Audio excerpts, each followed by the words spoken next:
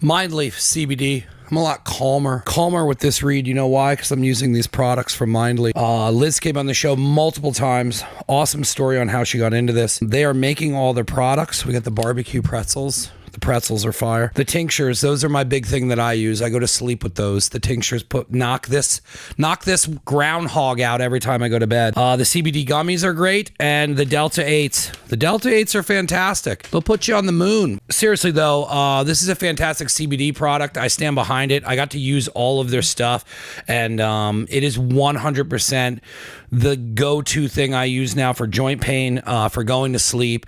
The snacks are awesome as well. It's just an added bonus. I'll go over to the store and pick those up.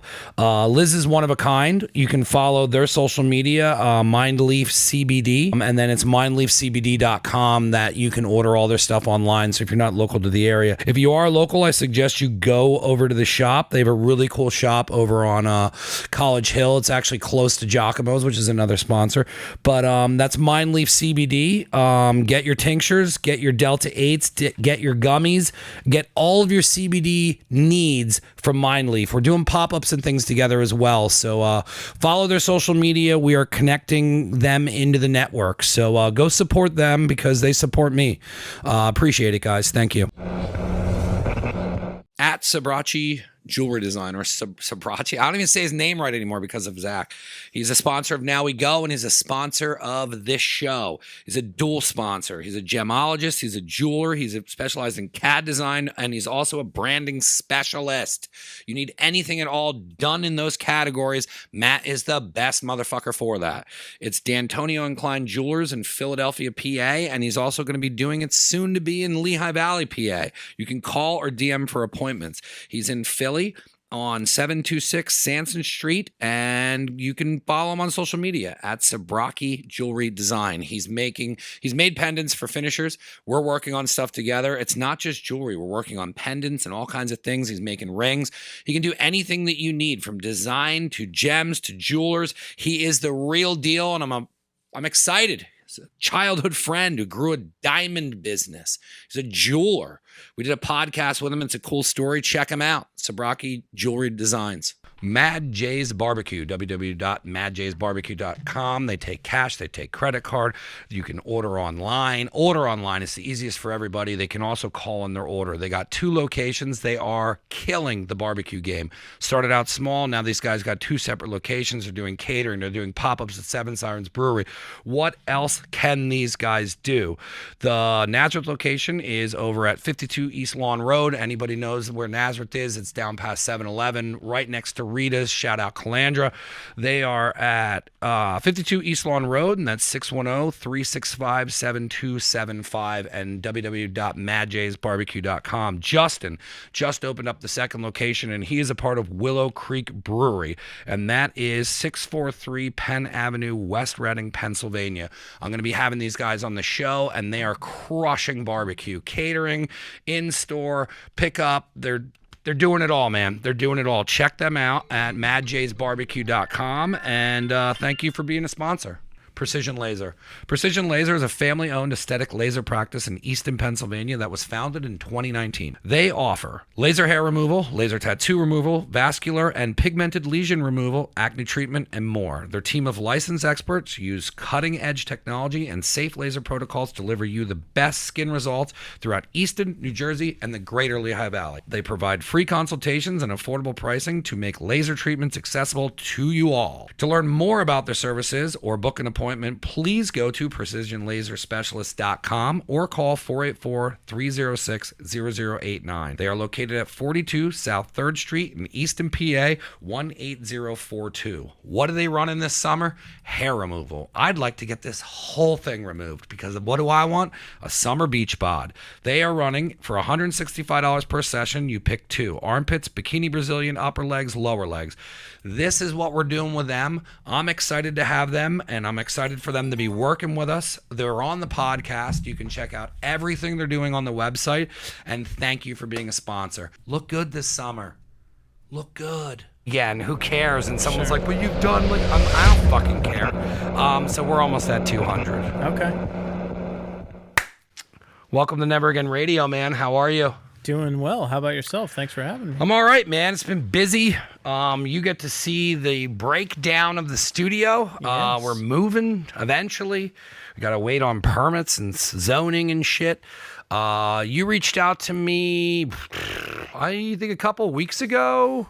Yeah. Last month, maybe. You were like, hey, I'm interested in coming on. I have this hockey thing I'm doing. And I grew up a big hockey fan. I grew up when it was Lindros, Leclerc, and that was like, who's the goalie? Hextall? Yeah. So I was like my dad's... Ron Hextall. Yeah, my dad's coworker, Jed, was a big Flyers guy. So we were young enough that was the time. And then he gave us Blades of Steel for Nintendo and each of us a hockey stick for Christmas. And my dad was like, thanks. Nice. Now they're going to be fist fighting. And it was almost that constantly. And I fell in love with hockey. I played it in gym. I'll get into it later, but in gym, I went to private school. So we had the Frankie's Annex. And in private school, you have to like make up your own activity. I don't know why, but it's not like a structured gym class. So you either can do homework or you can find something to do. Okay. So we just took over the bottom gym. We took all the wrestling mats and put them against the wall,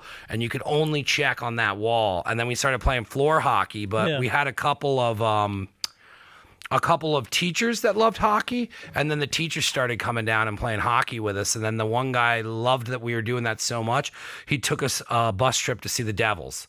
Like hockey, and then the strike happened, and then I just fell out of hockey. And then my brother watches hockey quite a bit, and then when you hit me up, I was like, dude, I'll talk fucking hockey. I love hockey. Fist fights. I just watched the documentary with like that dude from the Trashers. Oh, yeah. Yeah, I was like, yo. So when you called, I was like just starting to get back into hockey. I love going to hockey games. I think they're my favorite thing to watch live.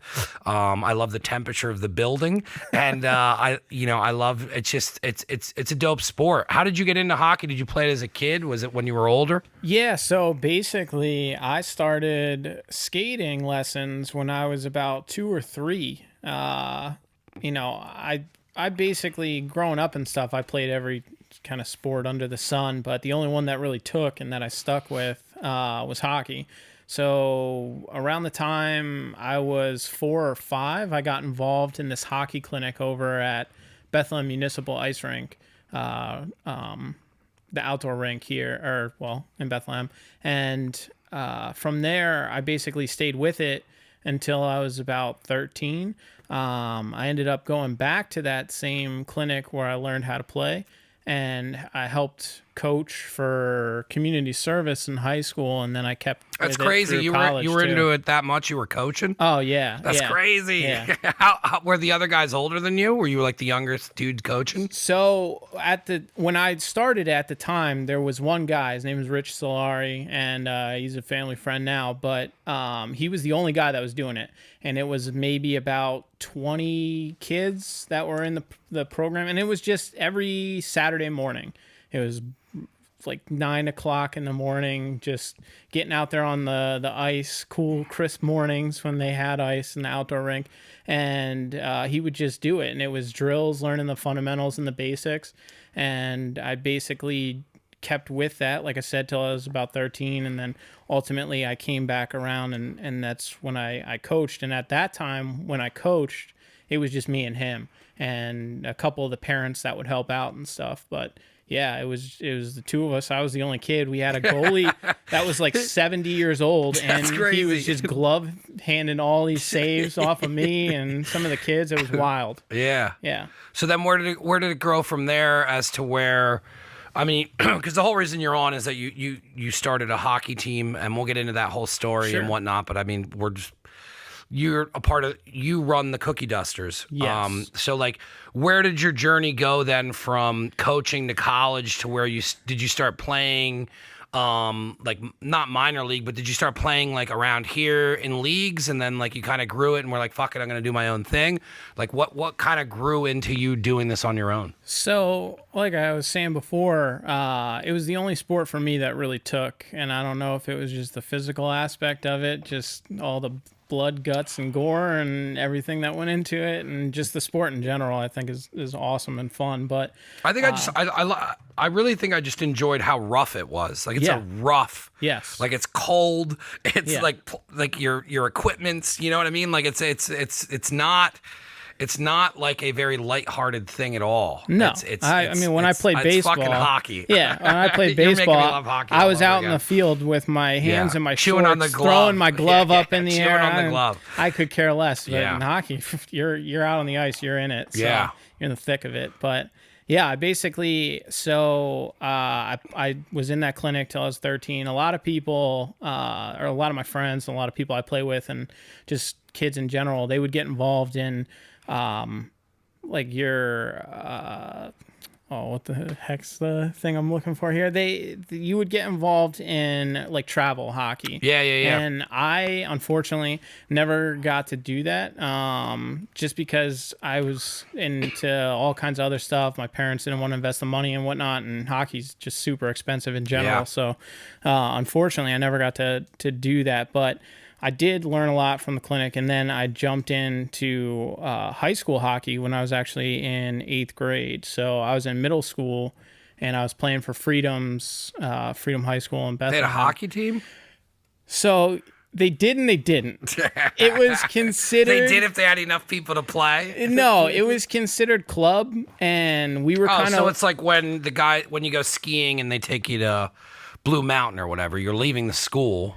Yeah, kind of, but it was more so we were the redheaded stepchildren of the sports game when it came to high school sports. They didn't consider us part of that, so it was more so club. But we did have a team, and we played all the other high schools in the area. I started 8th grade, so when I was in middle school at East Hills, and then I started JV. Played JV all the way through my sophomore year, and then halfway or towards the end of my sophomore year, I moved up to varsity, and then played varsity hockey through high school. And I certainly wasn't the best guy out there, but I wasn't the worst guy out there either. I was right in the good chunk of the middle there. Yeah. And so I was a pretty decent player, even not playing travel, but obviously those kids that did, they were a little bit higher up in the level than I was. I tried to stay competitive and put it all out there. But from high school, which I will throw out there, that we did win the championship throughout all the high schools. My junior year, it was 2007. And my name still adorns the Bethlehem Steel Ice doggy. Arena on a flag. Hell so yeah, doggy. if you're ever there, check it out. Andy Donatelli, I'm up on the flag. But besides that, after high school, I went to Northampton Community College for 2 years. I played their club team. Yeah, I was going to say, I think I knew people or knew that they did hockey. They did for 1 year, but it was a complete goon league, and we trashed the buses that they would travel us on and getting drunk and everything else. Yeah. So they ended up shutting that. One and done. One and done. We had one good year, and then that was it for that. And then from there, I went to Temple University. I didn't play really there. I played some like roller and stuff like that. But did you like street hockey? Like, do you like roller hockey? And yeah. I mean, was that something that you did in your off time or like fuck around? Like, what do they still have that around here? The Devil's Den. That was the little hockey thing. Yeah, I don't know about the Devil's Den. I know that it's definitely not around if you don't know about it. Yeah, there were some roller leagues, and there were just like street hockey leagues and stuff. Yeah. Over at 14th Street in Bethlehem, people just use it to do pickup games and stuff. And, you know, I always did that for fun, but it wasn't something like ice that I really wanted to spend all my time in and kind of commit. So it was more so I was involved in the ice and in my free time, and over the summers and stuff, I would definitely do some roller or street hockey. But yeah, then up at Temple, I just kind of took some time off. I came back home to Bethlehem, and that's when one of my friends that I had gone to NAC with had hit me up and said, "Hey, why don't you come out and join Moravian's ice hockey team?" Which they didn't have an ice hockey team either. It was more so club. It was part of the men's league. So they weren't even really playing other colleges in the area. They were just playing in the men's league that I currently play for and in some of the other ones. And I said, sure, and got the details. And so with them, we ended up playing free hockey for about 5 years because Moravian foot the bill. And they were okay at first, I think, with branching out because they didn't have enough players to fill the team on its own with just kids in the school. But then as time went on and the numbers kind of dwindled, it was more so like a 99% non-Moravian with a 1%. So they pulled the plug out from underneath us. Yeah, at least you got to do it for that long. Yeah, I mean, it was like 5 years of free hockey, so I can't complain there. The team was not good, though, by any stretch of the imagination. We got dominated most of the time we were out there, and it was a little choppy. We get into some fights and scruffs and stuff. Not as bad as the Northampton team was, but certainly. Yeah, like when you get out of high school, and I don't know how. Like I'm guessing there was no fighting at all in the high school league. Oh no, you'd be wrong. Yeah, there was a ton of fighting. Oh, so would they let it go? They did up to a certain point. Oh my god! And then they got soft my junior year. Oh, this is also a couple years ago when shit would fly. Oh yeah, you can get away with shit that would not happen now. No, absolutely not. It was much better times back then. Yeah. We got away with murder. Well, the seniors and juniors, the varsity team did when I was playing on the JV. They would get into scruffs, and at that point in time, all you got for fighting, it was like a 5-minute major, so they could get back on the ice. They didn't even get pulled off or given a game misconduct, and then all things changed. And then I'm sure it was a little bit more serious when you're at Northampton and you're dealing with older kids. You're much older than high school, so I mean it's probably like real fights. Oh yeah, it was much in that sense. It certainly was more serious. Got him. Fucking well, there's one fly around here, Kevin. He comes in. Kevin's his name. I don't even try and kill him anymore. Yeah. I think, like he almost died earlier, and I was like, fucking die. Yeah, but he's a part of the show now. He's a part of the show now. Eventually, I'll do shirts and have a little fly. That would be good. And right on the back or something, back corner. The microphone shadow. Yeah, that's another shirt I want to do. I'm just tired of trying to get rid of it. New studio. Yeah, but Northampton. It was definitely a step up. I mean, you're going from high school fights are one thing on the ice. Eventually, they get broken up, and you're not missing teeth or getting black eyes really most of the time. But when I got up to NAC, that was interesting. It was much bloodier. And did you get into a lot of fights? No, not me personally. I got into a couple here and there, but it wasn't just something that you wanted to do. No, I'm never really out there looking to fight anybody. I just want to play the game. Yeah. But it's part of the game, and absolutely. But you definitely have people that just want to fight. Yeah. Oh yeah. And when they start with me, I'm ready to go. But I'm not necessarily the one that's initiating it or looking for it.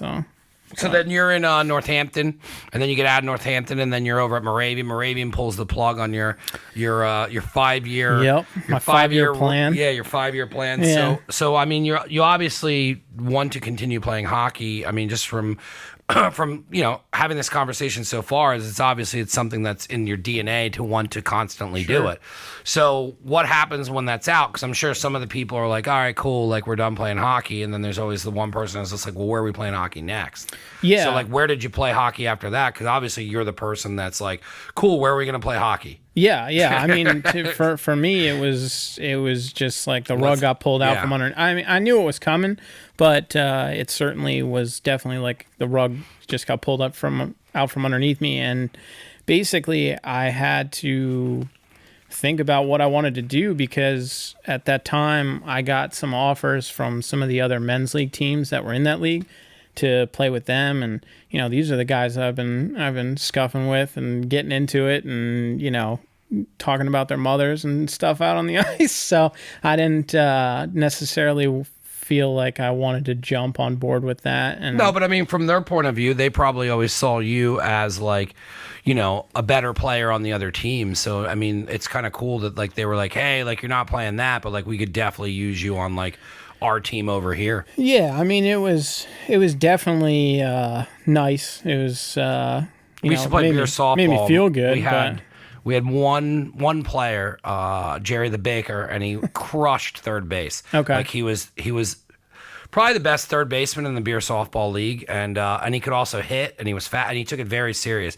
And every game we would see the guys be like, "Hey Jerry," and they try and, but he was always loyal to us because we were just the fuck off beer team. And then when we finally quit, because it was like we went over and it was like you started playing with people who took it way too seriously. That were like doing steroids to play beer softball. Like, so like we gave up, and then immediately like he was taken. Like, you know, like wasn't even like 24 hours. And Jerry's like, cool, I'm with these guys that like have full uniforms and are winning every year. Right. But it, you know, I've seen that happen where, you know, people try and pick off in those leagues. Yeah. And we definitely, you know, some of the guys from Moravian, they had the same offers I was getting, and they took them. They jumped on them and they went to other teams. But for me, you know, it was at the point where I like some of the guys I'm playing with, and, you know, I want to keep it this, and I want to do it my way. So I just decided, hey, I'm going to put a team together, and I'm going to get what guys I can, and we'll see if we can make this happen. And you're totally insane. I ran a softball team for a season, and it was absolutely nuts when you're in charge of everything and making the lineup and getting the people, doing the jerseys. What's funny is that's actually when I first started doing apparel. Is my buddy's parents own a funeral home, so we couldn't get any sponsors, and he's like, you know, we talked his mom into being like, look, like, you know, just give us the money. It's advertisement. We just, you know, she did it more so we had something to do. But then we were Reichel Funeral Home softball team. So we were all black. I had a pirate flag that I would bring out to every game. And then we had jerseys made that had skull and crossbones on them. And we were all black because we were a funeral home. Okay. It was dope. We lost every game, but we got fucked up. Yeah. Every game we were fucked up. And then like there was another team, and I'm sure it's like this with you, but like our rival was the Holy Family Club. So when we played those games, people made phone calls and like got the lines done up on the softball field, and like I think somebody brought a keg, and it was like this big thing, and like it was always by like both teams suck so bad because we're the two worst teams, but it was like somebody always just won by a point. But it was like like the big game against the two shittiest teams. But I loved it. I mean, it was like that was what I did in my 20s. We played beer softball. We were in a beer league. It started out really cool, and then, you know, I'm sure with you, the further you go, it gets more serious, and it gets more advanced, and then it's like you're just playing with people that take it too seriously, or either you want to play seriously, and then it just kind of like turns into its own thing. Yeah, I mean, I just really wanted to have fun with my buddies. It was, you know, something to do, keep active, and, you know, I love playing hockey, and I just wanted to keep at it. Keep playing. It was kind of a no-brainer for me. I knew nobody else was going to take the reins. Where did you start? Because, I mean, you probably have a general idea from coaching and playing that long, but, like, what was your plan starting? Did you even have a plan? I had no plan. No plan whatsoever. How did you put it together? So basically, you know, I knew I wanted to play. I knew I wanted my own team, and I wanted to do it my way. So I reached out to the guys I wanted from Moravian, and I said, hey, look, I want to continue on with this. I want to play, and I'm putting together a team. So, you know, reach out to your buddies, reach out to whoever you got, and let's try and make this happen. And it was certainly a close call the first season. We came right up to the wire and just had enough players to make it happen. Now, what do you need to get started? Do you have to have... Like, what do you need for the team? Do you have to have a specific equipment that everybody has to have? You guys have to have jerseys. Like, what do you need to be on? Like, what did you need to go through? I mean, so when it comes to the equipment, I mean, most people, including myself, still are rocking the same equipment they had in high school, which just reeks to high heaven and stinks up the back of your car. But so the equipment really wasn't an issue. The biggest things we needed to start the team was to have enough players to where we could afford to pay the league fees and also not have it be, you know. What did you guys do for the league fees? Did you pay out of pockets, or did you start looking for sponsors? So, no, we paid out of pockets. What was the league fee? So, at that time, it was $5,500. Yeah, man, that's a lot. Yeah. Beer softball was like $1,200. Right. So, I mean... And you were paying for umpires, and like you were using fields that people weren't using. Sure. But now you got to use indoor fucking hockey rinks. Yeah, and refs and everything else that kind of goes into that. So, you know, I had this big number I'm staring at, and I'm like, all right, I know how many people I need to make this, feasible. I didn't want to make it to where, guys are paying $600 to play. So we needed, and also, you don't want to have, even if you were able to, or you had the guys that were willing to pay the $600, I mean, you're still only talking about a handful of guys. So you want to have enough to play and play competitive. So you kind of want at least, 18, 19 players on a team. So that way, because a lot of times guys aren't going to make it.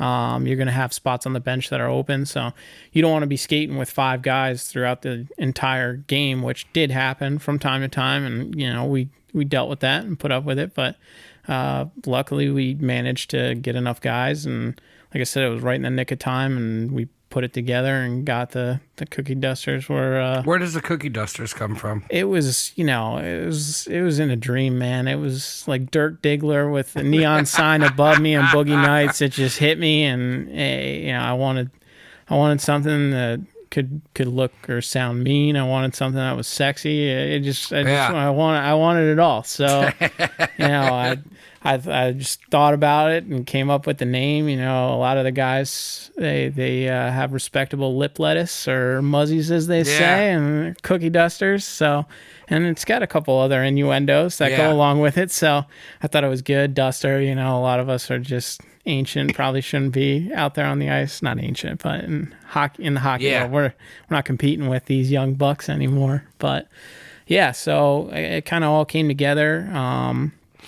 Got with my cousin, Lex Donatelli Designs, if you're looking for somebody to design something for you. But we put together a logo, and I kind of knew exactly what I wanted.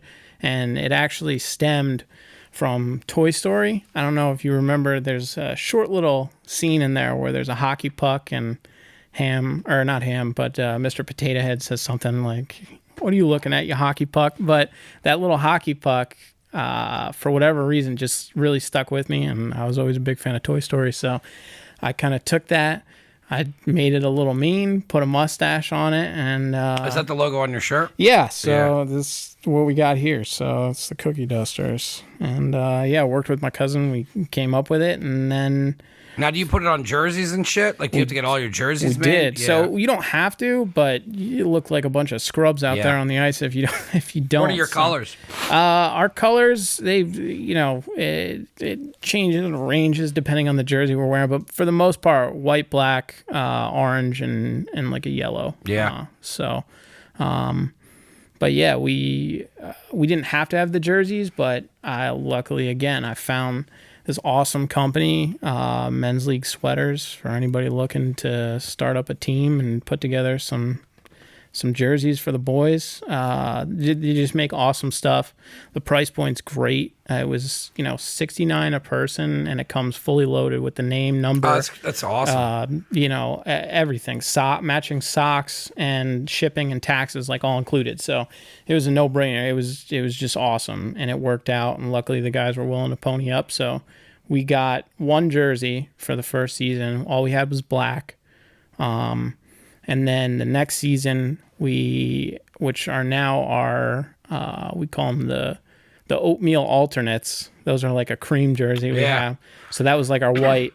And then this year, luckily, we got some sponsors that were able to hook us up with some coin, and we were able to take care of our new white jerseys. And so, yeah, we've got a home, away, and an alternate. So we're one step above most of the teams out there on the ice now. That's cool. I know what it's like to just grow something and then to put so much into it and then to keep going at it. But then it's got to feel good to be able to, have 3 jerseys, because I know, when you start out in something like that and you don't got any money and you got to ask people to cough up money for it, and it's another thing people don't really tend to ever get into is like how hard it really is to get sponsors, and like how awkward it is. Like if you've never asked anybody for money and it's not something that you normally do, and then you have to be like, hey, like I got this hockey team and like it'd be cool if like you'd give us money so then we could like advertise you. But it's like it's not an easy thing to do, to ask people for money. No. For you to be able to be doing something. I mean, it's still hard with me with the show, and it's like,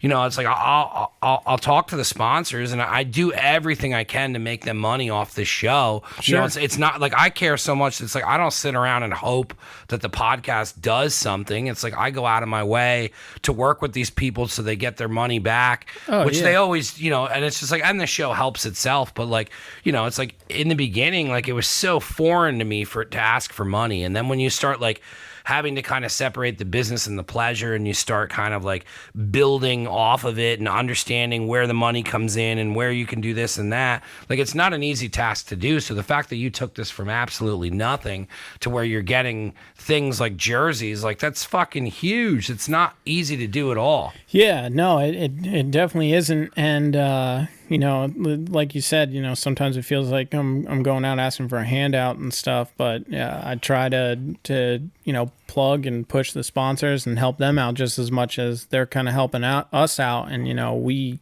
greatly appreciate the fact that we have people that are willing to, you know, pony up some money for us and help us out, because it really goes a long way. You know, it's hard enough having to ask all these guys and get these guys to come up with just the money to play. And then on top of that, tell them, hey, you know, we need to get jerseys, or we need to get shells made, or, you know, the guys all want matching jumpsuits now, and so whatever it is. Yeah. It's like, hey, you know, this stuff costs money, and unless you guys want to pay for it, you know, we gotta figure out a way to do it. So, yeah, just kind of went out, and there was some people I thought maybe would be interested. And who was the first person you approached? The first person I approached. If they didn't give you money, don't mention their name. No, they did. Luckily, one of the guys on the team, his dad kind of owns and runs Simon Sanitation. So the local sanitation garbage company, you know, he was like, hey, and he's the one that actually, his name's Tyler, he's on my team, and he's the one that kind of sparked this idea that I had for sponsors. Because before that, you know, I thought about it, but I never thought like, oh, people would be interested. You know, we're a beer league hockey team. It's very weird to think, because when you don't have sponsors, you don't understand how sponsors work. Sure. And then you have an idea of it, but until you start getting involved with sponsors, you don't really know what the commitment is. And then you got to run, you know, do all this different stuff with, you know, like, all right, well, this is what you get out of it. And then you can, you know, there's tier systems. There's a bunch of different things that come along with it. So it's not the easiest thing in the world to just start doing. And that's kind of how we got started. Whereas, you know, I was like, well, what are we going to do? And then they were like, all right, well, it's so funny because I don't, this has been years since I've done this, but like, you know, I stopped over at the strip club, and then it was like, you know, they almost sponsored. And then I think my buddy's mom was like, hey, like, I'll just pay it all. I don't want the strip club on the same shirt as that. But then it's like, I remember, and then I was like, all right, well, I went to the one bar, and you never know. And like, that's when I started learning, when like just asking people, you know, you never know. So like, this girl was like, you know, I went over to the Pennsylvania Roadhouse, and she's like, well, what can you get me? And I'm like, well, you know, we got good wings over there. Yeah, they do. I tell people it's the best wings in the valley. I don't. Is it still? Are they still good since COVID? Dude, I haven't been over since COVID. Yeah, but, I want to check it out. But somebody brought me over there. Their wings are like, I go to Southside 313 in Bethlehem, and I believe that is the best wing in the valley. And I'm not just saying. I know there's other places out there, and I'll go to them. But that place over there, that Roadhouse over there on whatever road that is, that their food's awesome. So I went in there, and she was like, well, what can you do for me? And I was like, okay, if you give us the money, I will bring everyone back here after every game, and we will drink here, and you will triple your money. All right, we'll come in here one day after a game and let me see how this goes. And we went in there and we closed the place out. She was begging us to leave. We stayed till like 3 a.m.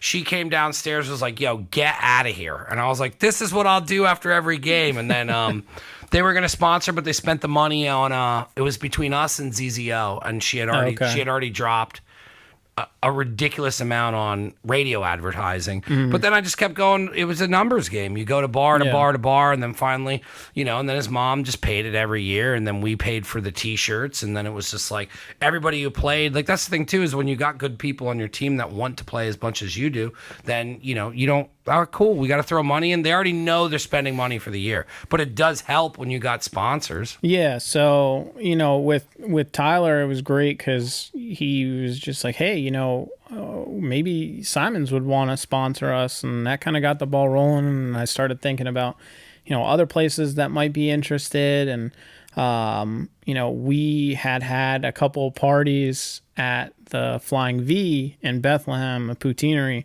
and they were awesome. They, hooked us up. We had a whole, they've got a great upstairs kind of party room with TVs. I thought that was only everything. a food truck. So it was originally, and then they opened up the restaurant spot. So they got an actual spot on 3rd Street. Yeah, I thought it was just great. that. Is it Allentown or Bethlehem? Bethlehem. Yeah. So on 3rd Street in Bethlehem, they've got their own spot now. They still have the food truck, and they still make the rounds and do all that too. So you can still catch them out at other places. But if you're ever just jonesing and want to go, they got a spot right. I'm definitely going to go.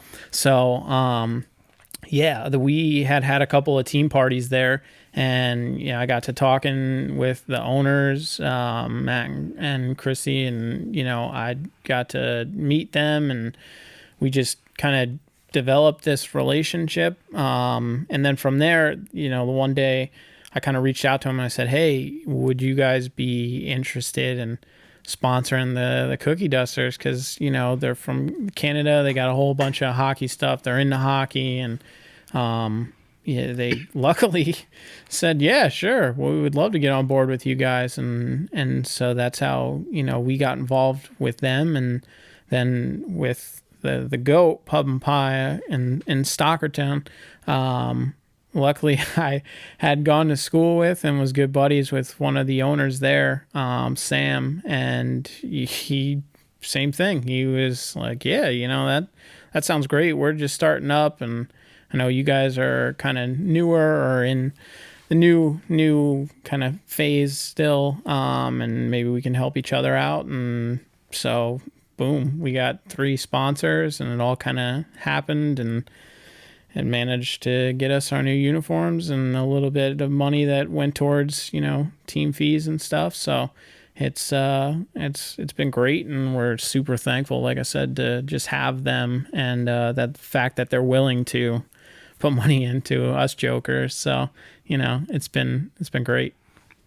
Well, now when you have the sponsors and you get into your, how many years are you in this? 3 years now? This is our 3rd season. So our third year. You're like, what's it like going into your 3rd season now? We're like, it's got to feel like a big accomplishment to like get this thing off the ground and, and then start, getting into your games, and then, not having to put all the money out and then like running it. Like, so how are you guys going into your 3rd season? What's it like? So, I mean, it's been huge because the first season, it was just a struggle to get out of the gate and, hit the ground running. The second season, we got hit with COVID, so we had to deal with all that. And if we're going to have a team, if we're going to be able to play, what we're actually going to be able to do because of the pandemic and everything. And, luckily we managed to scrape together the team again. Some people left, some people stayed. We got some new people. And when did that hit? Was that in the middle of your 2nd season? So I believe it hit in February. So that was after the end of the first season. So we were in mid swing because the season typically starts in September, October. So we were already dealing with COVID and everything by that point that the second season started. So we didn't know what was going to happen by the time the season rolled around. But luckily we were able to do it. I mean, there were a couple of times where we had to stop just because of whatever the rules or mandates or laws were at that point in time. But we were able to finish the season, and we made it through, and we've gone to the playoffs pretty much every season so far, and we've made it pretty far and done well, and we managed to do well while we're out there, and we put together a good squad, and then this year it was great because this was the first year that I actually had guys reaching out to me and not the other way around to be on the team. That's cool. Because we were more established. We have the Instagram page that's going. People can see us, and it's not huge numbers or anything, but we have a presence, and now we're an established team. The other teams know us. The other teams, see us, fear us. But yeah, so it's great when you got guys that are reaching out to you, which makes my job a lot easier. And obviously we've got the returning players that have been with me since day one and since last season, and it's just it's been great. So going into the third season now, we're an established team. We have the sponsors. Things just kind of all fall into place, and it just seems like it's going real good and smooth, and so far it's been a fun ride. So I'm looking forward to as the season continues and where we go from here. Yeah, where do you want to go from there? I mean, do you see this as, it's like, do you want to go out, do you want to push it further than what it is now? Do you want to just get better equipment? Do you want to work as making the league better? Like, what do you see the holes and things that are inside of what goes on that, do you want to make it better than it is now? Do you want to just at this point just fucking play because you finally got everything together and you just want to play hockey? Or do you see yourself taking on a role to make hockey better in the Lehigh Valley? Oh yeah, no, I want to take this thing as far as I can take it. And I want to play, I want to keep playing. So I don't think it's ever going to be a point where I take myself out of it and just focus on, I guess you'd say, like the business end of things. Like I still want to be out there playing, and that's first and foremost. But then I also want to take the team as far as I can take it. I want to eventually. It would be great to because I'm not out looking to make money for myself off of this. I'm just looking to do the best I can to help the guys out on the team, and hopefully, one goal that I have is to eventually not have to worry about any of the guys paying any fees for the league. I want to be able to have the sponsorships and have the money to basically afford to just pay for the entire thing straight up and let these guys not have to worry about that. Because, you guys have bills, they got wives, they got kids, the last thing they want to think about. But obviously they want to play. So, if I can get it to a point where we're fully it takes funded, a lot of stress off of the players too, right. Because it'll eventually be like, all right, well, like, what are we doing? Am I really going to shell out this kind of money every year? And exactly. It's like, people's interests lose in the sport, or if somebody doesn't want to play it as much anymore, where like there's an excuse to walk away from it because of the money, where if like you got to just take care of everybody and you're like, hey, here's all this new equipment, or here's all this new jerseys, and like we're completely covered, we got more than enough sponsors, there's money in the bank going into next year already, like that's way different than being like, we have no money at all, we don't have enough players, and everybody's got to pitch in $1,000. Yeah, like people's interest will lose. All right, dude, like I'm buying a fucking lawnmower. Exactly. Like my wife's giving me shit. Yeah, exactly. So I obviously I want to be able to do that or get it to that point, just from like the back end standpoint of the team, and then in general, one of the biggest goals I have is to win a championship, because that's something I definitely want to do with the team, and I think all the guys want to do that. And then I want to just create basically a dynasty of just, one of the best, biggest, most feared teams in the league and in the Valley, and kind of grow us, our name, kind of bring more people into the social media and get to know who we are, and see, what we do, and just come out and have fun. Because that's all we're looking to do. We're just trying to have fun. Well, it's interesting now that you bring that up. So it's like, how do you get your name out there? How do you let people know? Like, I didn't know hockey was going on in the area. Sure. Like, you know what I mean? You have what's the minor league? The Phantoms. The Phantoms. So you have the Phantoms, and I've gone to a couple games and whatnot, but it's like, I didn't know there was anything outside of the Phantoms going on. So, like, how do you guys, like, Like, I mean, well, you have a social media page, but like, Sure. does the league have a page, or do other people have pages where you can start, like a lot of people are promoting themselves on there. So like, that like somebody would find, see a hockey thing. Like, cause now you're the first person that I'm following and that I'm interacting with where now hockey's coming into my social media. Sure. Like, you know what I mean? But that's not easy. How do you guys get asses in the seats? Is it usually just friends? Is it there's no one there? Like, do you need more fans to come out because then the fans are getting tickets or the game's free? Like, how does that all work with getting people to where you're at? So, I mean, the games are all free. So please come out, come see us, and have some fun with the boys. Right now, it's basically like the Wives Club up there and some friends and family. But that's cool, though. Yeah, I mean, it's cool and it's fun. And I think a lot of people enjoy it when they come out and watch it. But ultimately, I would love to have more fans come out or just people in general and just interact and have a good time. I mean, as for how to be more visible or grow it, unfortunately, most of the leagues or the rinks or the teams don't really have a social media presence, and they have websites and stuff, but unless you were involved with hockey or trying to be involved with hockey, you're really not going to know anything about it. So part of when I decided I wanted to create the team and do it, I wanted people to know about it too.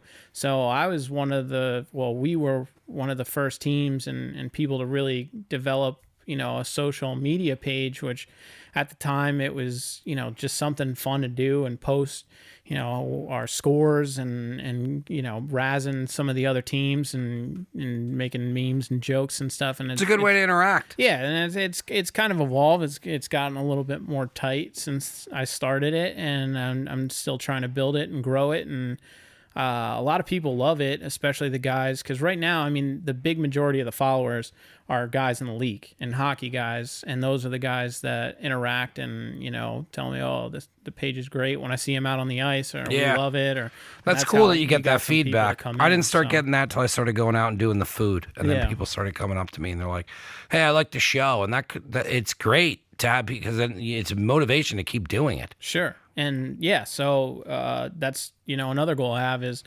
I'm not looking to have infinite followers and blow up. That's not my goal. I just want people to have a good time and interact and enjoy the stuff that we're posting and just bring people into the games. So, and it's another way to put your sponsors out there too. Right, and to help them out as well because they're helping us out. So we try to help them out as best we can. At the Cookie Dusters on Instagram. No, I mean, I think it's crazy that not other teams would be doing that, but then there's also people who don't kind of see a vision down the road. There's some people that just kind of want to play hockey, or you get into any facet of anything, where I always just see shit as an angle now for social media. Sure. Like, dude, you can all my social media, I don't pay to do any of that. You know what I mean? Like, I'm running promos, pushing all kinds of podcasts, the food's popping on one thing, and then when you figure out how to use that, like, that is a massive marketing tool. Sure. And you can put your apparel out there for people to buy, and then if your fans start liking your stuff, then you can start moving your t-shirts, and that's more money to go back into the Cookie Dusters. Right. And like, there's a lot you can do with it. Yeah. And so it's funny too to go back to that point. Some of the teams did actually create Instagrams, or they created social media kind of after we had put but that's huge because now you can follow a team, and then like and then it's like you got you're posting stuff from the game, and then you can interact, you can tag people, because if they have a team, you can tag them in it now. And so that's been cool to see. And we do have a merch store, which I have connected in the Instagram page, and good for you, man. Try to do it all. None of that shit's easy to do. Everything that you're talking about doing is a total pain in the ass. It's a total pain in the ass to get social media going. It's a total pain in the ass to start selling apparel. It's a total pain in the ass to get sponsors. And it takes a specific type of person that loves something so much that they're like, fuck it, I'll do all the work. I'll do the shit that nobody else wants to do.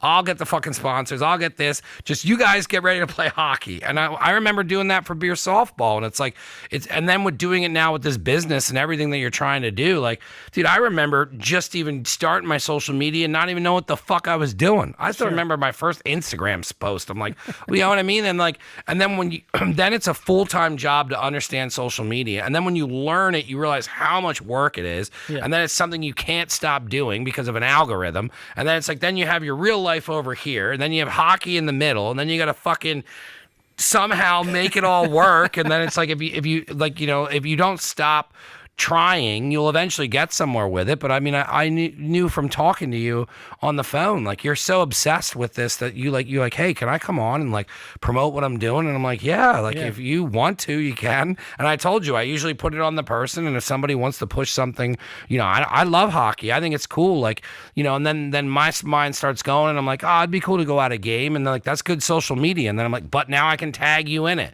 So now if I go out to a game and take a bunch of pictures and shit, I can tag you in it. And that's going out to my following. And then other people who like hockey, like my brother likes hockey. I mean, I'm sure he would want to take his kids to a fucking game that's free, or you know what I mean? Like, he's always going to the Flyers games and shit.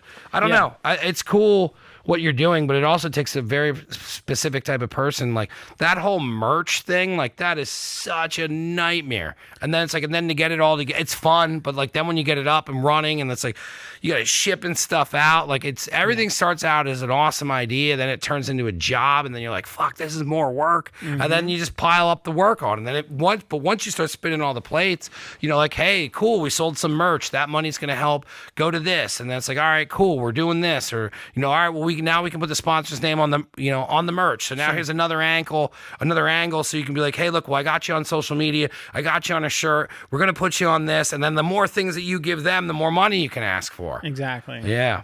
So, I mean, it's it certainly wasn't easy to start with. No. I ended up having to buy like a lot of it out of pocket, and I did the whole thing where you buy 300 at whatever price, and then I end up with a basement full of just random apparel and stuff because I can't push it. And luckily now we have like an actual store, which I don't. It's hard, man. I still got shit in the back room. I'll probably end up just giving it to Goodwill or something, or find somewhere to go with it. But it's like my very first run of clothing. I didn't know what I was doing, and I made 6 T-shirts. I made them all at once. Okay. And I made 100 of each, and I had like 600 T-shirts. And I'm like, cool, I'm going to sell these all. Yep. And then a couple of people bought them, and I was like, all right, what am I going to do with them? And I still have them in the back. Yeah, that's what you think. Like, oh yeah, I'm gonna buy like 300 of these. Yeah, these well, I sell apparel for a living, and I make more money when people buy more shit.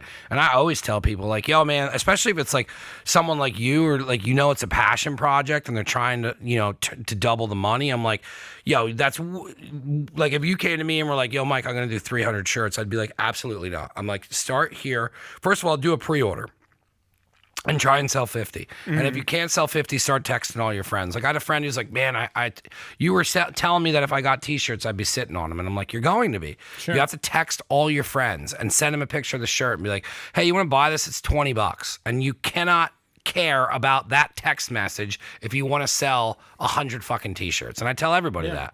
Text all your friends. Text anybody you know that would buy your fucking cookie duster shit. And yeah, that's basically what I did. So once I like made it, or we push it on the page and say, "Hey, here's Kevin, motherfucker." I left the back door open. Yeah. It was my fault. So yeah, I mean, we push it on the social media, and we reach out, and have the guys on the team tell their friends, and it's just one big loop. And it's a network. Eventually, we sold like most of it, and I still have a couple of. There's always the randos, the people who are like, get me extra small, and then they don't buy it. Yeah, I mean, the leftover stuff I have now, I just basically use for promotional stuff. Yep, that's what I did. So it got to a point where I was happy that it moved at all. But that's a huge lesson to learn in the very beginning, when you're just like, I'll do 100 shirts, and then it's just like, all right, well, do you think you can move 100 shirts? Yeah, I can. And then you get into it, and you're like, wow, this is fucking way harder than I thought. Sure. What are your plans coming up with, like, what moving forward? Do you have a season now that you're in the middle of that people can start following you? Or like, what do you got? What's the chunk of what you're doing right now? Yeah, so like I said, at the Cookie Dusters on Instagram, that's basically where you're going to find all the information on us because I do have a full-time job, unfortunately. So I can't be running all the social medias, but I try to do the best I can with Instagram. And So yeah. Instagram's that's where I stay. Yeah, I don't understand Twitter. That's the best Yeah, I found don't so understand far. Twitter. Instagram, you can do like series and Yeah. you Yep. could post your entire games on Instagram. Yeah, so it's great. They have been pulling a few of my videos because of copyrighted music, but that's whatever. You can throw them up as reels now. Yeah, I know. But yeah, so right now we're in the middle of our season.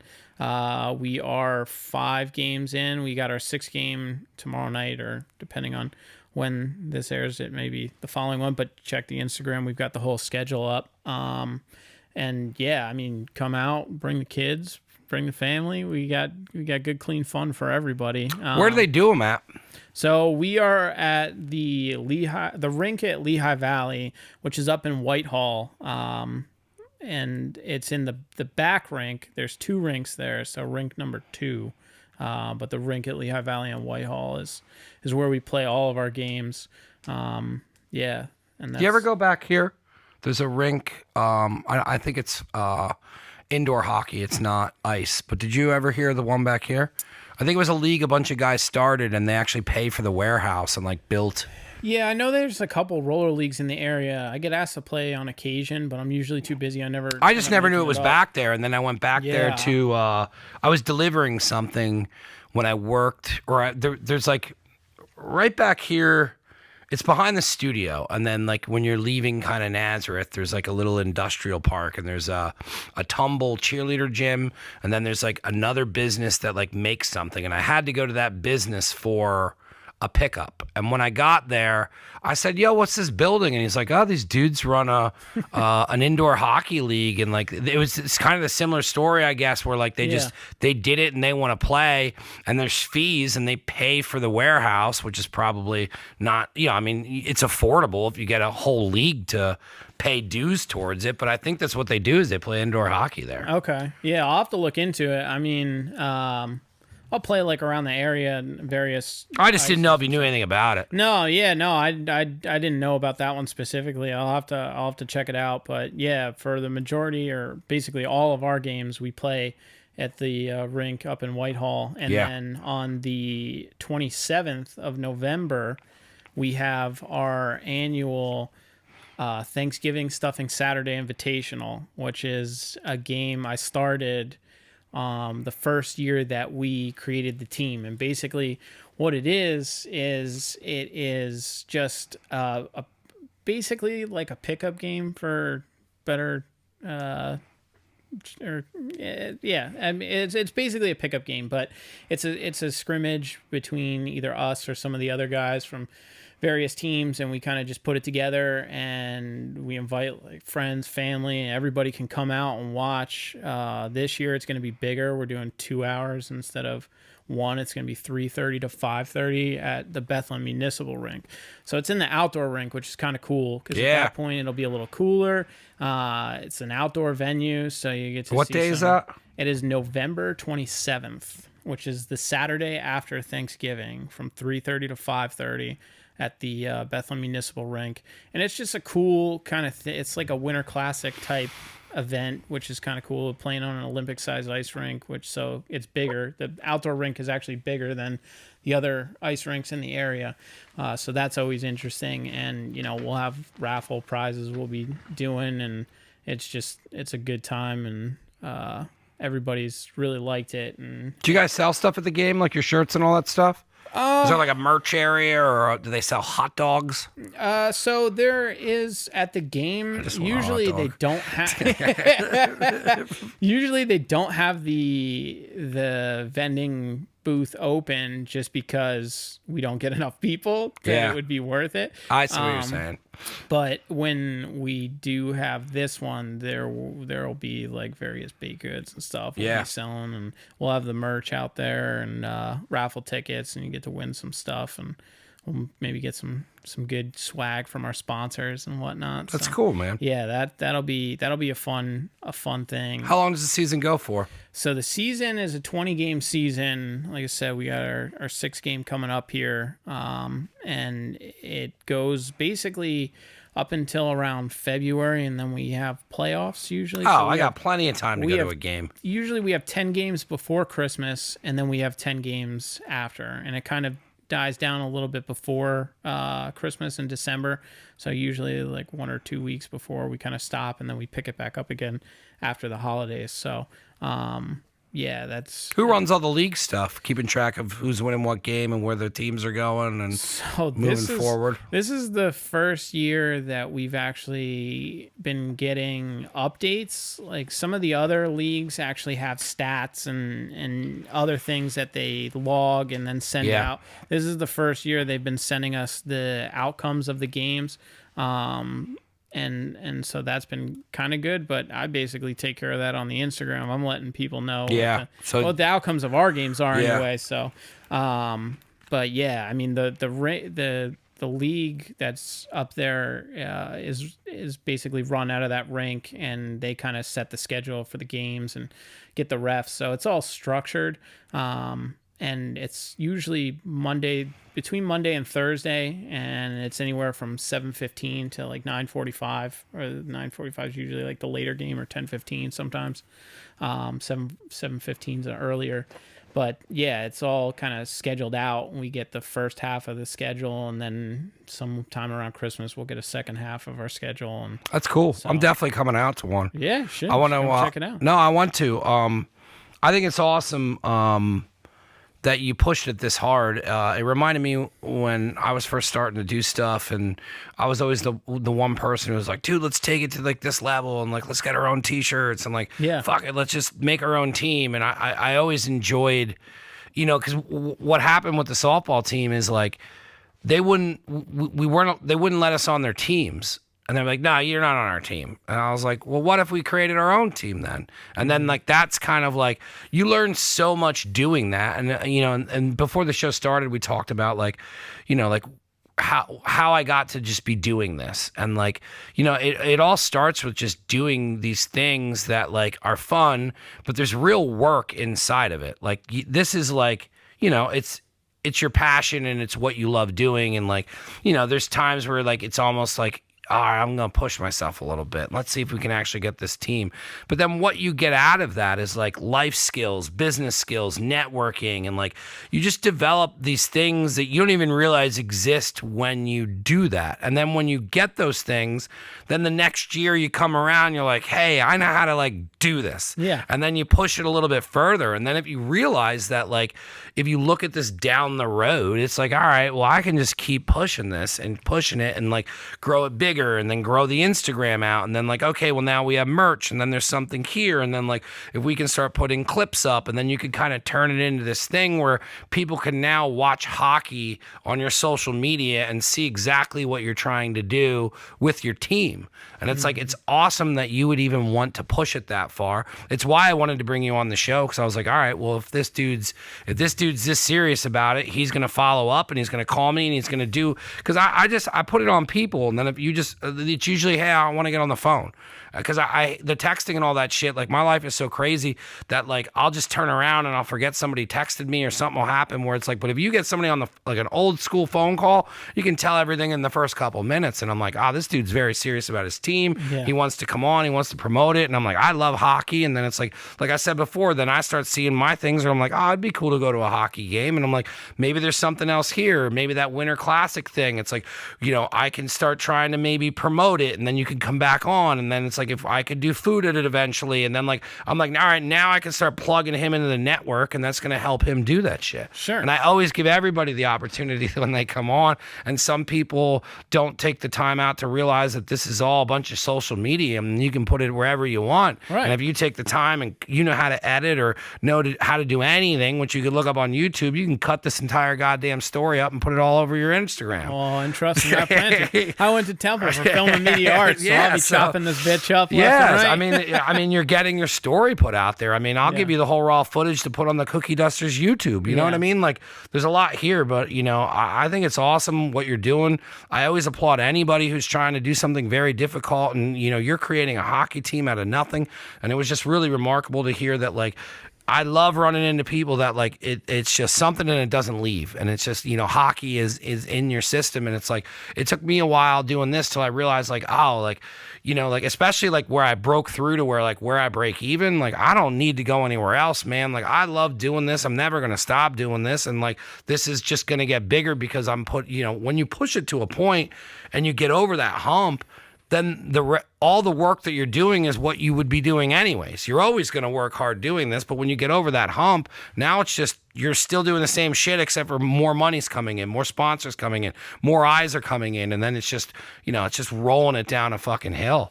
But I want to give you a chance, and I told you from the very get-go, I want you to plug all those sponsors, all the people that have completely allowed you to do this awesome thing that is your free fucking time and, you know, your getaway and your escape or whatever, and you get to do this passionate thing. Plug the shit out of those people so that, you know, they get something out of this too, because getting sponsors is very important. Giving a fuck about your sponsors is very important. And the fact that, you know, I want to give you opportunity to, you know, give an advertisement for them as well.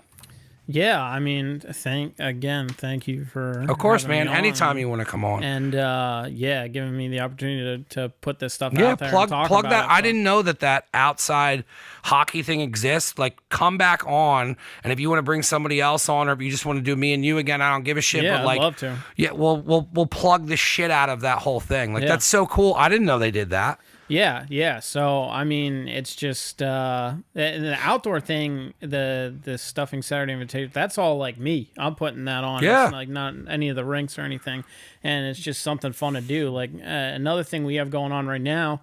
We have this will be the third year, our annual costume contest, and basically people just DM me or send us pictures and of them in their costumes. We'll put it up on the page, and whoever gets the most likes by I think it's November 1st, we give out a trophy and swag and all kinds of stuff. So, you know, it's pretty interactive. We do as much as we can with the Instagram, and so if you're looking to check us out or learn more about us, like I said, it's at the Cookie Dusters on Instagram.